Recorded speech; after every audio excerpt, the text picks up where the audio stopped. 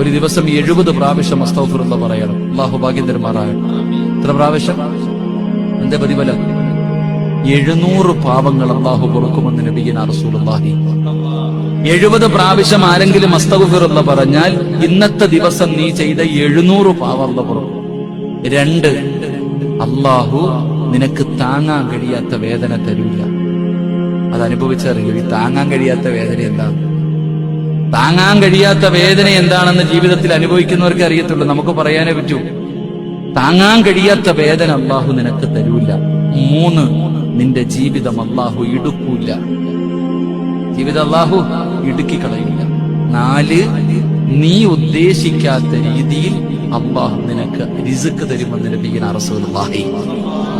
നീ ഉദ്ദേശിക്കാത്ത രീതിയിൽ തന്നെ അല്ലാഹു, നീ ഉദ്ദേശിക്കാത്ത എങ്ങനെ അല്ലാഹു ഈ ഭക്ഷണം വന്നേ അത്ഭുതപ്പെടാറില്ലേ? അല്ലാഹു നിനക്ക് എത്തിച്ചു തരും. അല്ലാഹു ഈമാൻ നൽകുമാറാകട്ടെ. ഇൻഷാ അല്ലാഹ് അസ്തഗ്ഫിറുല്ലാഹ് പറയൂലേ?